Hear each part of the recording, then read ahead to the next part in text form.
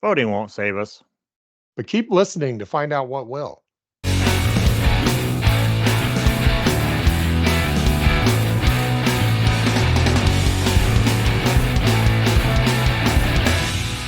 I'm a dad, baby. Yeah, I'm a dad. You're a dad. We're all dads. We're all dads. Voting alone won't save us. It's like when you're raising kids. You got to try a bunch of different stuff, right? Find out what works. And sometimes it takes more than one thing. But before we get into it, if you like our content, don't forget to like, subscribe, and hit that bell notification so you don't miss a single video. Diversity of tactics.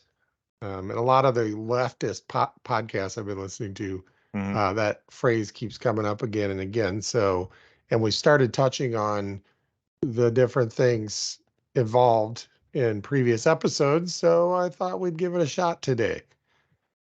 You know, we've talked about raising kids a bunch of times on the show. And ask yourself this question. Does the same technique work with every kid? Does the same technique work with the same kid every time? And it is rhetorical. Feel free to answer if you'd like. We all know the answer. For those of you playing along at home. Those of you playing along at home. So sometimes, one thing that Paul and I do not do and do not endorse is any sort of physical contact, like physical violence against a child. Absolutely not only does it not work, it does the opposite. It hurts kids. And those of you who are like, oh, I got spanked and I'm okay. Well, I think it turns out that you, in fact, are not okay. You may have survived, but you're not okay. Right. That sounds like a My Chemical Romance song. But you have to, depending on what you're trying to do, you have to try different approaches. And also depending on how old the kid is, right? When you've got a young child, we made extensive use of the timeout rug. The kids still talk about the rug. Like we started out calling it the timeout rug, but then we changed it to the rug. Go to the rug. Spend the night in the box. We may have overused it. Night in the box. Yeah, night in the box. Skinner box is what we needed. Put them in the box. But that's a technique you use, in certain situations. You're basically trying to interrupt what's going on and get them separated from the situation. And it feels a little bit like a punishment that you want to avoid. So now you can use it as a threat in the future, right? There's yelling, which is usually not advisable. And I think rarely have I used yelling when I stop and think, okay, what technique should I use in this situation? I'm going to use yelling. It's rarely like that, right? My therapist once told me that yelling basically teaches your kids that you're human. You have a limit. Yeah, and it's a lash out, right? Yeah. It's a lash out. You're frustrated and they're not listening, and you've tried some other things and they're still not listening. It's still not working. And so you lash out and you yell. And then you kind of feel bad about it. And and if for those of you at home, if you don't feel bad about it, get professional help, because you should. Yeah, most of the time.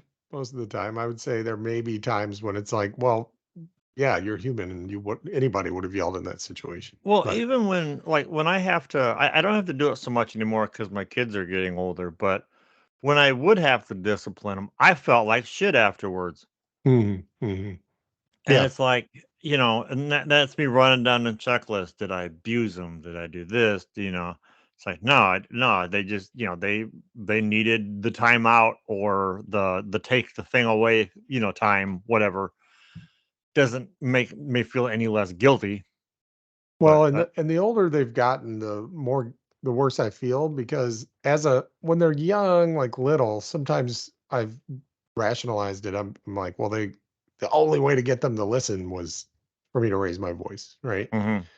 But now that they're older, there's absolutely no reason, like, especially my son who's over 18 now. He's, like, why I wouldn't yell at, any other 18-year-olds, any other adults out there. So Yeah. I rarely do it. In fact, I don't think I've done it for a while now. Yeah. And it's a weird thing when Mhm. when your kids become adult age. Yeah, Parenting gets a whole different level of weird. yeah, Like you said, you wouldn't yell at, like, the the neighbor goes walking by and you're like, "Hey, asshole," right, or right, whatever, exactly. Well, "Is some your people room would. clean?" Nobody likes those people. Yes. Yeah, exactly. So as they get older, you start steering them to friend groups that you think might be good influences. You Mhm. talk about the types of friends that are good influences, not directly like I'm going to give you a lecture on the type of friends you need to have. That's right. It's more of an advice and guidance using story, that kind of thing. I like to think that a lot of my kids' friends are nerdy just because I talk about you a lot. And so, having nerdy friends is good. Yeah, most Artsy of my friends. kids' friends are Yeah. nerds. Yeah. And then there's empathetic listening, which is probably, I mean, the more you can listen with empathy, listen and respond with empathy, the better probably you are. Mhm. Um, the better off you are, especially as they get older. But you Mhm. know what? None of these are going to work every time. And Mm-mm. in fact, you probably want a healthy mix of these various tactics. Yeah. So if anybody's ever like, "Oh, you ground your kids," that I heard empathetic listening is better. "Oh, you just listen to your kids." Well, you can't be friends with your kids. You have to be the adult. So you need to yell at them. Um, you need to put them on the timeout rug because that's what works. It's like, dude, you need to have a tool bag Yes. and you need to use the appropriate one for the appropriate thing that you're trying to get done. Mhm. Yeah. Also, one other little note too is if you constantly are questioning if you're doing it right, you're doing it right. Yeah, it's true. If you go through parenthood thinking this one thing always works, and you're telling everybody, put them on the rug, put them in the box, this always works, I'm never wrong, you know, you're doing it wrong. Trust me, and your kids will let you know in 20 years. And that's almost a scientific method kind of thing, which Hmm. says you try something, you see if it worked. If it worked, you remember that for next time. If it didn't work, you don't use that next time, and you're always constantly asking, am I getting the results I want? Am I doing it Hmm. right? Hmm.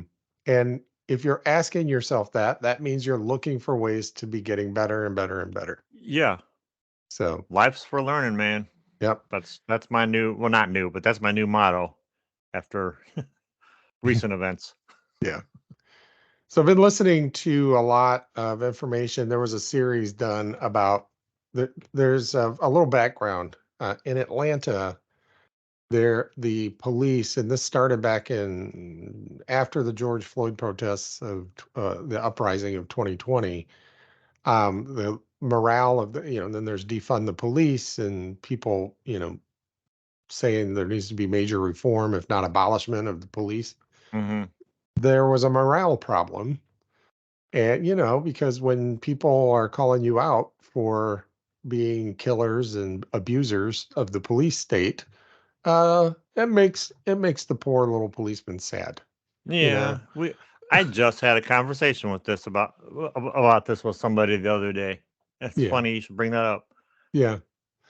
So in order to, you know, cheer up the poor little policeman, in order to cheer them up, the city of Atlanta and the state of Georgia decided to build a police training facility outside Hmm. of Atlanta. Yeah, And it's been called Cop City, Cop City. in Yep. part because it's going to simulate urban environments. So there's going to be like a miniature little mock-up of an urban area Hmm. so that police can be trained in how to fight in an urban environment.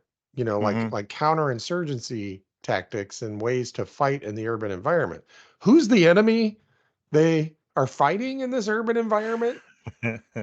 Did somebody invade? Like, did ISIS or Al Qaeda or Russia invade Atlanta?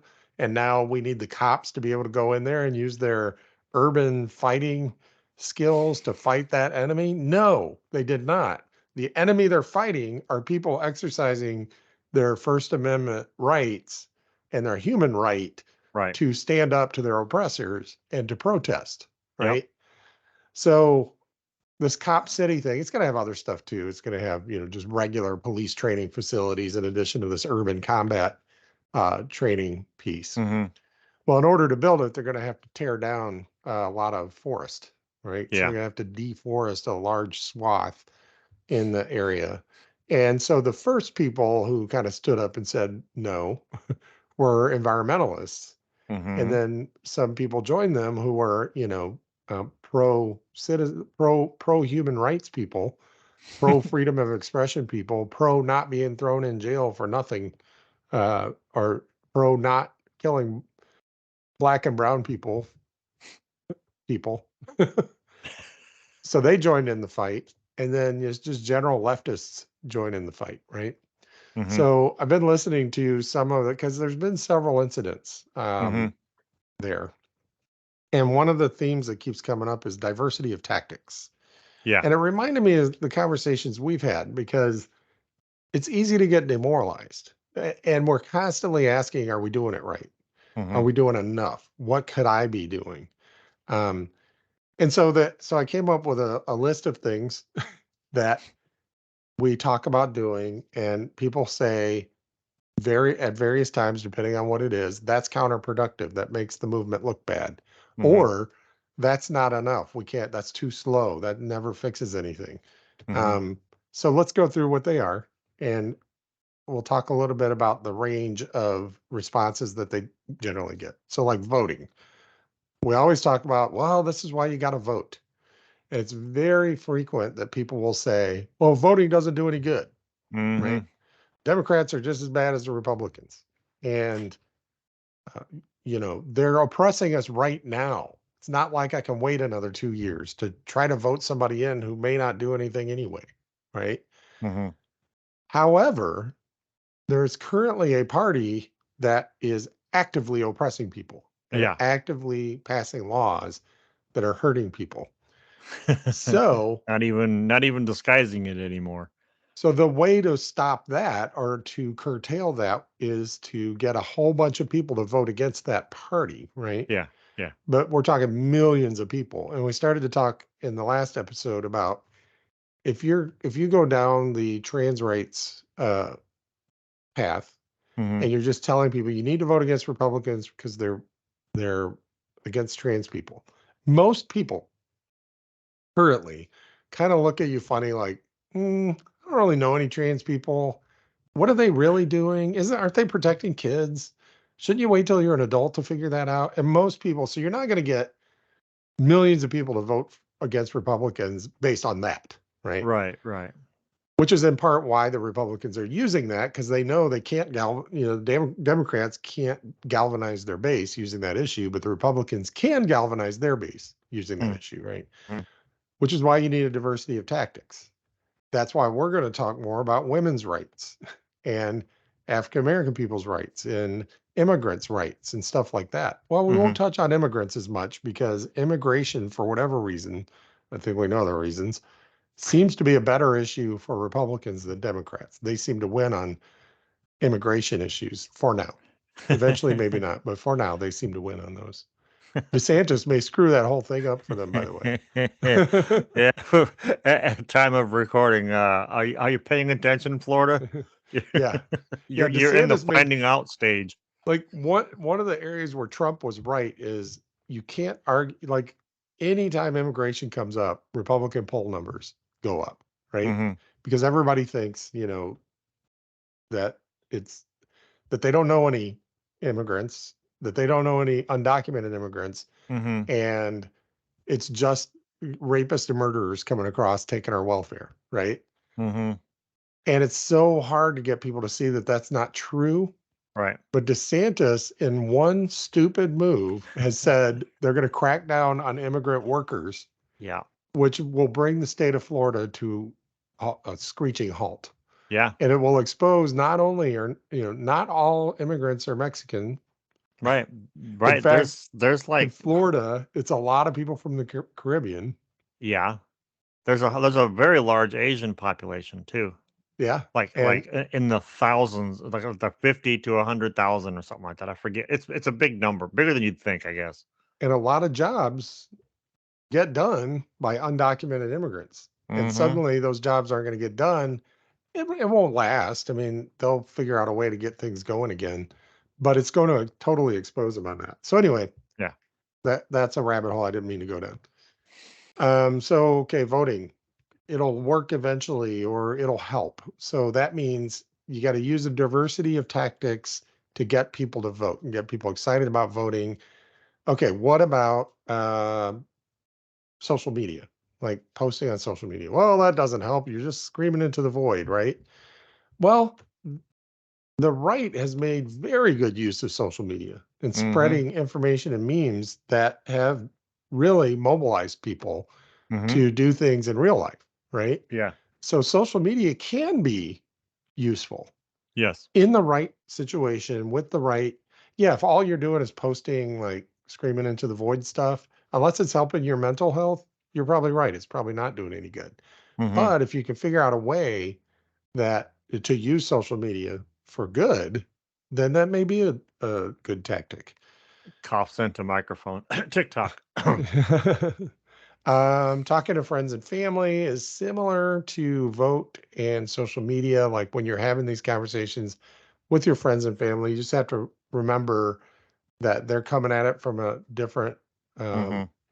lens and Mm-hmm. amount of information. I was just talking to somebody who is a therapist, and they have a lot of LGBTQ kids in their practice. And they were talking about how they approach it when the kid is ready to come out. Mm-hmm. They're very careful about how they advertise. First of all, how they advertise that they're LGBTQ friendly. They said Mm-hmm. if they're too open with it, the parents may never bring their kids there in the first place. But they want the kid to know. So they have little rainbow things, little supportive things around the office where the kid can see them, but Mm-hmm. not out in at the front door where the parents can see Yes. them, right? Yeah. And so when the kids are ready to come out, they can help the kid figure out the best way to come out, either to their parents or wherever, whatever they're ready to come out, right? Mm-hmm. And I just kind of was like, yeah, the state of Indiana and a lot of other states are trying to make it illegal for you to do that. Like illegal for you to counsel the kid. If you determine as a therapist that this kid might be trans, they're trying to make it illegal for you then to provide those services. I thought she'd be like, I know, how crazy is that? It's ridiculous. We got to fight this. And she just looks at me and goes, yeah, maybe we'll figure out a way around it. And I'm like, That's how you know. if you can't even get that person to see how dangerous this is and how harmful it is, Mm-hmm. good luck getting Sally at the local coffee shop or your boomer Yeah. parents to see it, right? Mm-hmm. Which is why you got to figure out what their issue is, Mm-hmm. when you're talking to friends and family. Well, now, to be fair, with the therapist, it might just be the case where they're smart enough to know to not to say too much. Because they don't know what's going to come back to haunt them, so maybe they're being deliberately vague. Yeah, I doubt it. Okay. I mean, you obviously know this person way better than I Yeah. do, because I don't even know who they are. But I Yeah. wonder about that sometimes. It's like, like you want to kind of keep your cards close to your vest, but I'll defer to your judgment on that. Yeah, there's speaking of diversity of tactics, one of my recent ones is and I use this on social media. People talk about, like, people, especially with women's rights. Mm-hmm. They'll talk about how a woman came to the hospital, and because the law said, she came to the hospital, maybe an ectopic pregnancy, or maybe she's having a miscarriage, but they are like, Mm-hmm. well, you have to wait in your car till you're bleeding out, and then we can help you because the law is kind of vague on that. Like whenever somebody posts that, Mm-hmm. like obviously you're meant to get viscerally angry at the Republicans for passing that law. Mm-hmm. And you're 100% justified in that visceral anger, right? Mm-hmm. 100% justified. I get viscerally angry at the Republicans also. But then I also get angry at the hospital Mm-hmm. because you took an oath Yeah. and you're there to help people. And if you're sending somebody out to their car to bleed out before you help them because there's some law that was written, I'm sorry, but when do you draw the line? When do you take a stand? Mm-hmm. Like, are you just showing up to work going, well, I don't know, the Republican said I can't help you. Like, you have blood on your hands too, because here's a patient who presented themselves. And Yeah. I thought a lot about that because I was like, well, but if I were in that same situation, and I'm like, no, you have to have a personal code of ethics Mm-hmm. that is separate from the law, right? Mm-hmm.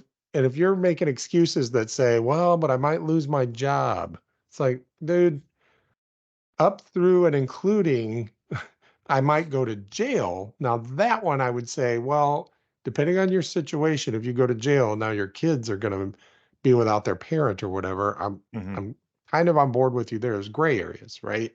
But Mm-hmm. if the default reaction, and I'll tell you what's happening, the hospital who doesn't want to get sued and doesn't want to have the bad publicity is the one telling the people this is how you have to handle these situations. So I'm Yeah. not necessarily angry at the nurse or the doctor that turns people away, a little bit, but I'm mostly angry at the hospital that doesn't stand up to the government and say, listen, we're a hospital. When people show up, we're going to treat them. Yeah.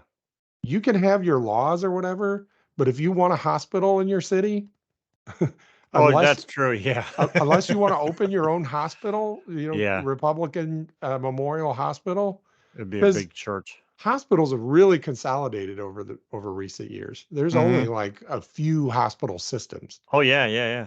And why the hospital systems aren't standing up and saying, screw you, Republicans, we're here to take care of people who are sick. You write your little laws. You want to come after us? Come after us. Shut us down if you want to. Then what are you exactly? What are you going to open your own hospital? Maybe the local church, maybe Yeah. the little old ladies in their sneakers, standing out in front of Planned Parenthood talking about baby killing. Maybe they can open a hospital for you, Right. Right. but Yeah. meanwhile, we're going to take care of people. And you know what would happen? They would back down Yeah. because when you stand up to a bully, the bully backs down, And that's right? basically all they are. Yes. So that's called direct action. And it's another tactic that you can take.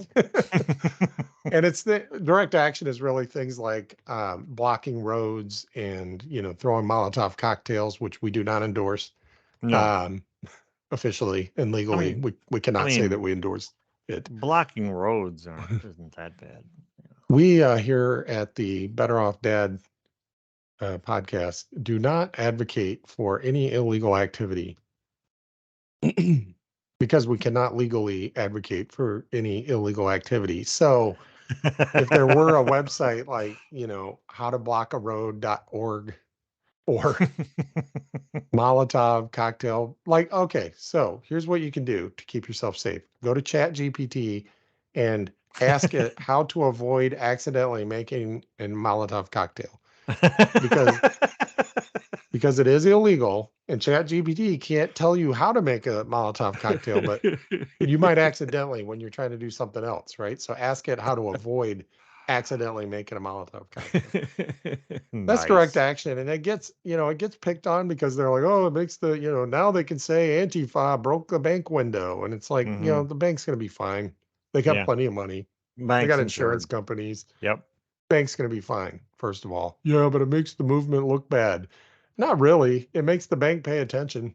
Yeah. And the movement, they're going to figure out a way to make the movement look bad anyway, right? Yeah. So Yeah. there's a time and a place for direct action, for protests, for blocking roads, for pushing back on cops. Cops, by the way, from what I've heard, are like any other bully. The minute you stand up to them and their little their scare tactics don't work, they Mhm. get scared and run away. It's what I heard in the Cop City thing. Like one of the direct actions, like the cops did their, had their tear gas and had their, the show of force and their little gates and all this stuff. And a small group of activists like just kept walking at them and just wouldn't stop. And the cops just turned tail and ran, just ran. And so they set a bunch of construction equipment on fire, right? Am I saying that's the right approach in every case? Of course not. Am I saying that sometimes it may work? I'm not telling you to go out and burn construction equipment, but if it delays things a little bit, it's diversity of tactics, right? So there you go. There's some ideas for you. So you'll hear me more and more in the coming weeks talking about, when it comes to voting, yes, people should get out there and vote and they should vote against Republicans, but it's not going to fix everything. Yes, people should get out and protest, but protesting doesn't fix everything. Talk to your friends and family. Sometimes they won't listen to you. Take some direct action if you feel so. If you don't feel like taking direct action, direct action requires diversity of tactics as well. For every one person on the front lines, you need like 10 or 11 bringing water, serving as a street medic, logistics, warning them about the cops are coming and they're going to try to kettle you, all that stuff. So there are ways to contribute without being that person on the front lines dressed all in black throwing rocks at cops. Right. So. Well, think of it like if you consider like warfare, for instance. Warfare is not just if you just had a ground army, you're boned. Yeah. Especially if you just had a ground army without medics. Yeah. All that, everything, think of it combined like arms that. warfare and logistics. Logistics wins wars. You might be able to win a battle with a really strong ground force, but you win the war with logistics. Right. And combined arms and diversity of tactics. And so there you go. That's your parenting lesson for today. The whole thing about protesting and disobeying the law, that was a metaphor for being a good parent. So, but what do we know? We're just a couple of dads. Better off, Dad, trying to do the right thing when things are hard, but it shouldn't be this hard.